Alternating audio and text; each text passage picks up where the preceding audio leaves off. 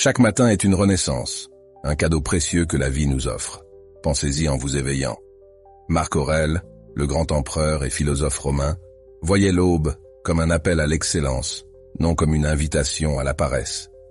Intégrer le lever matinal dans sa routine quotidienne n'était pas un choix mais un impératif pour lui, un moyen d'optimiser chaque jour. Il comprenait que le sommeil, loin d'être une perte de temps, est une restauration vitale de notre énergie, essentielle à nos accomplissements. Aujourd'hui, dans cette vidéo, nous plongeons dans 10 principes stoïciens fondamentaux. Des clés pour forger des habitudes qui soutiennent vos ambitions à long terme. Gardez à l'esprit que les transformations majeures prennent racine dans de petites modifications quotidiennes. Ne sous-estimez jamais la puissance d'une matinée bien exploitée. Alors, avant de poursuivre, je vous lance un défi. Ne zappez pas cette vidéo. Si vous êtes ici, c'est que vous aspirez à être plus, à être l'exception. Immergez-vous totalement dans ce qui va suivre et laissez chaque mot imprégner votre esprit. Bienvenue sur Sagesse stoïcienne. Installez-vous confortablement. Créez un espace propice à la réflexion et à l'apprentissage. Nous sommes sur le point de débuter un voyage enrichissant à travers les enseignements stoïciens. Alors, sans plus attendre, plongeons dans notre premier point. Prêts? Commençons. Découvrez l'eudémonia, le secret grec ancien pour des matins productifs et une vie épanouie. Eudémonia, souvent traduit par bonheur, va au-delà de cette simple définition. C'est l'accomplissement de votre plein potentiel, la réalisation de votre véritable nature. Chaque matin offre une nouvelle opportunité de se rapprocher de cet idéal. Des matins focalisés et productifs ne sont pas seulement des débuts de journée réussis, ils sont les fondations d'une existence riche et pleine. À l'inverse, des matins sans but peuvent conduire à des journées dénuées de sens et à une vie insatisfaisante. Mais c'est quoi exactement l'eudémonia? C'est votre raison de vous lever le matin, votre quête ultime. Les philosophes grecs tels qu'Aristote voyaient en l'eudémonia l'objectif de la vie humaine, atteint par la vertu, la raison et l'autoréalisation.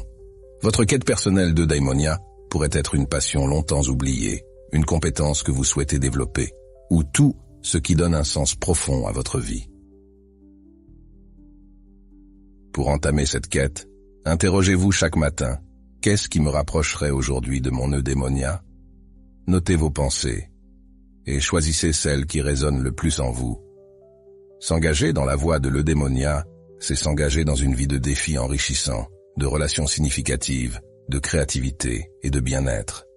Donnez-vous chaque matin une raison puissante de vous lever, un objectif qui nourrit votre âme et vous propulse vers la réalisation de votre potentiel. Préparez vos matins. Comme le soulignait Marc Aurèle, tous nos efforts doivent être dirigés vers un but final. Sans cela, tout acte est vain. Devenir une personne matinale va bien au-delà de la simple action de régler un réveil pour 5 heures du matin. Ceux qui réussissent à optimiser leur matin ont une routine, non seulement au réveil, mais aussi avant de se coucher.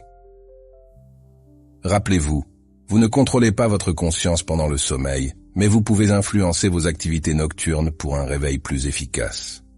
Commencez dès ce soir. Éloignez-vous de la télévision et du téléphone avant de dormir. Faites un pacte avec vous-même pour éviter les écrans au lit. Préparez également votre environnement pour le lendemain. Par exemple, si vous prévoyez d'aller au sport, préparez vos vêtements de sport la veille. En les disposant prêts à l'emploi, vous vous économisez des efforts matinaux. La présence de vos vêtements et baskets prêts dans votre chambre rendra plus difficile l'idée de sauter l'entraînement. Et n'oubliez pas, un esprit encombré de problèmes non résolus, qu'ils soient financiers, relationnels ou professionnels, ne trouve pas le repos facilement. Vous connaissez sûrement ce sentiment, celui de tourner en boucle sur un problème en essayant de dormir. Il est essentiel de résoudre tout ce qui est en votre pouvoir avant de vous coucher. Pour les problèmes hors de votre contrôle, pratiquez la respiration profonde. Inspirez calmement, comptez jusqu'à 5, puis expirez lentement. Ce simple exercice signale à votre corps qu'il n'y a pas de danger, permettant un relâchement des tensions, un ralentissement du rythme cardiaque et un apaisement intérieur. En ralentissant consciemment votre esprit, vous favorisez une nuit de sommeil réparatrice, essentielle pour un réveil productif. Les petits sacrifices du soir sont les clés pour devenir un lève-tôt accompli et tirer le meilleur parti de vos journées. Évitez les distractions après le réveil. Comme le conseillait Marc Aurèle, concentre-toi sur chaque minute comme un Romain, comme un homme, en te focalisant sur ce que tu as à faire, en te libérant de toutes les autres distractions. Souvent, dès le matin, nous nous trouvons éparpillés dans différentes directions sans même saisir notre véritable objectif. Les distractions sont omniprésentes. Vidéos aléatoires sur Facebook, un nouvel épisode de votre série favorite, actualité tragique, messages Instagram, vaisselle sale, factures impayées. Dans notre monde moderne, les moyens de communication et les stimuli mentaux abondent. Peu importe l'heure à laquelle vous vous levez, les distractions guettent, parfois au point où il semble que le monde conspire contre votre concentration. La plupart du temps, ces distractions agissent comme une forme de procrastination productive. Elles semblent utiles, nécessaires même, mais elles ne doivent pas nécessairement être traitées immédiatement. Apprendre à les reconnaître et à les repousser peut transformer radicalement vos matins. Il est essentiel de se rappeler que le temps juste après le réveil est un moment précieux. C'est un temps pour vous, pour établir vos priorités et commencer votre journée avec intention. En résistant à la tentation de plonger dans un océan de distractions, vous préservez votre énergie et votre concentration pour ce qui compte vraiment. Je vous conseille vraiment de commencer par des pratiques simples. Ne consultez pas votre téléphone dès le réveil, ne regardez pas immédiatement les nouvelles, ni ne vous préoccupez des tâches ménagères mineures. Concentrez-vous sur vos objectifs de la journée. En adoptant cette discipline, vous prenez le contrôle de votre journée dès les premiers instants, pavant ainsi la voie à une productivité et une réalisation significative. Cultivez la régularité du réveil. Comme le disait Marc Aurèle, nous devons construire notre vie action par action et nous réjouir si chaque action atteint son objectif, sans laisser personne nous détourner. Cette sagesse est fondamentale pour réussir à devenir une personne qui se lève tôt avec régularité. Écoutez attentivement ceci. Prendre en main chaque aspect de votre vie est le premier pas vers l'obtention du pouvoir personnel nécessaire pour créer ou transformer ce que vous souhaitez. Pour se lever tôt de manière régulière, il est indispensable de cultiver l'autodiscipline. L'autodiscipline est en fait l'habitude de la constance. Il faut se motiver à répéter une action jusqu'à ce qu'elle devienne naturelle, et c'est en voyant les résultats de cette répétition que vous serez encouragé à continuer. Les 30 premiers jours de mise en place d'une nouvelle routine matinale sont cruciaux. Cette période peut être divisée en 3 phases de 10 jours. Chaque phase présente ses propres défis émotionnels et barrières mentales pour maintenir la nouvelle habitude. Les 10 premiers jours sont souvent les plus durs. L'envie d'abandonner peut être forte, en particulier quand il s'agit de se lever tôt. Des pensées comme « je suis trop fatigué »,« j'ai besoin de plus de sommeil » ou la tentation de remettre l'alarme à plus tard sont communes. Il est important de se rappeler que cette période difficile est seulement temporaire. Ensuite, il y a la deuxième phase, qui va du 11e au 20e jour, bien que toujours inconfortable, devient plus facile à gérer. Vous commencez à vous habituer à votre nouvelle routine et à en percevoir les avantages. Votre confiance s'accroît et vous commencez à associer positivement les bienfaits de vous lever tôt. La troisième phase est celle de la transformation réelle. Votre perception change de « je ne suis pas une personne du matin » à « je suis une personne du matin ». Au lieu de redouter le réveil, vous commencez à vous réjouir à l'idée de commencer une nouvelle journée, car vous avez réussi à le faire pendant plus de 20 jours consécutifs. Vous ressentez enfin les bénéfices de cette habitude. Ce processus est conçu pour intégrer l'habitude de se lever tôt dans votre identité. Une fois que vous vous identifiez à cette nouvelle manière de vivre, il devient plus facile d'agir de cette façon. Prenez les choses avec facilité. Comme Marc Aurèle nous le rappelle, portez attention à l'instant présent et demandez-vous pourquoi cela vous semble-t-il insupportable. Pourquoi ne puis-je pas endurer cela? Si cette question vous met mal à l'aise, c'est probablement parce que notre cerveau tend naturellement à privilégier la gratification instantanée favorisant ainsi les récompenses à court terme au détriment des avantages à long terme. C'est la raison pour laquelle 95% des gens abandonnent leur routine d'exercice dans les 10 premiers jours. Ils ne réalisent pas que la difficulté ressentie au début de toute nouvelle habitude est temporaire. Beaucoup se disent « si c'est si douloureux, alors ce n'est pas la peine ». Cette mentalité nous amène souvent à procrastiner, en particulier lorsqu'il s'agit de se lever tôt. Si nous ratons un matin, nous nous promettons de recommencer le lundi suivant, ou le mois prochain. Cependant, il est essentiel de comprendre que c'est notre capacité à persévérer qui forge notre discipline et notre force. La vie est imprévisible et nous contrôlons peu de choses dans notre existence. Ce que nous pouvons maîtriser, c'est ce que nous faisons de nos journées. Chaque nouveau jour est un cadeau, une opportunité de devenir une meilleure version de nous-mêmes. Alors, si vous vous êtes réveillé tard aujourd'hui, pardonnez-vous et décidez de vous lever tôt dès demain. Rappelez-vous, chaque jour est une nouvelle bataille, et chacun est capable de se battre pour un jour. Pratiquez la discipline dans les petites choses. Marc Aurèle nous enseigne que nous devons nous discipliner dans les petites choses pour ensuite progresser vers des tâches de plus grande envergure. Si vous avez mal à la tête, entraînez-vous à ne pas vous plaindre. Ne maudissez pas chaque fois que vous avez une douleur. Vous pouvez exprimer votre inconfort, mais ne laissez pas vos plaintes envahir tout votre être. Le terme discipline vient du mot latin disciplina, qui signifie enseignement ou instruction. Pratiquer la discipline dans les petites choses, c'est se façonner constamment, forger sa résilience mentale. Un exemple simple est de placer votre réveil loin de votre lit. Cela vous force à vous lever, à mettre votre corps en mouvement, et le mouvement génère de l'énergie. Lorsque vous vous levez pour éteindre l'alarme, vous êtes déjà debout, ce qui vous aide naturellement à rester éveillé. Évitez de remettre l'alarme à plus tard. Pensez-y, appuyer sur le bouton snooze revient à dire « Je déteste me réveiller le matin, donc je vais le faire plusieurs fois ». Si votre réveil est éloigné, vous devez sortir du lit pour l'éteindre. Une fois debout, restez éveillé. Ne laissez pas votre esprit vous convaincre de retourner au lit. Il n'y a qu'une seule option, quitter la chambre. Une autre pratique simple mais efficace est de faire votre lit chaque matin. En accomplissant cette première tâche du jour, vous ressentez un petit sentiment de fierté et de motivation pour en accomplir d'autres. Cela renforce l'idée que les petites choses sont importantes.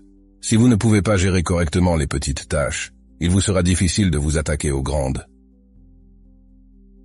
Associez-vous à un complice de motivation. Pour atteindre votre objectif de vous lever tôt, il est essentiel de s'associer à une personne qui vous soutient et vous motive. Cette collaboration est cruciale car l'une des compétences les plus importantes dans la réalisation de nos objectifs est la capacité de rester engagé et motivé.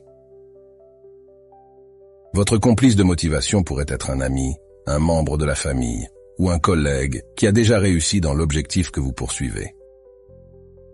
Cette personne agit comme un pilier de soutien, vous encourageant et vous rappelant vos engagements, surtout lorsque votre détermination faiblit. L'avantage d'avoir une telle personne à vos côtés est indéniable. Cette relation crée un environnement de soutien mutuel, où chacun tire inspiration et motivation de la réussite de l'autre. Ce soutien rend des défis individuels comme se lever tôt plus accessibles et gratifiants.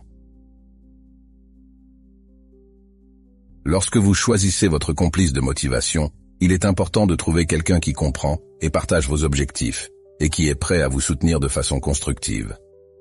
Ce partenariat devrait être fondé sur le respect mutuel et l'encouragement, renforçant ainsi l'importance de votre engagement commun. Avec un tel soutien, vous aurez plus de chances de surmonter les difficultés et de rester fidèle à votre but de vous lever tôt. Méditez sur la mort. Marc Aurèle nous incite à vivre chaque instant en gardant à l'esprit que nous pourrions quitter cette vie à tout moment.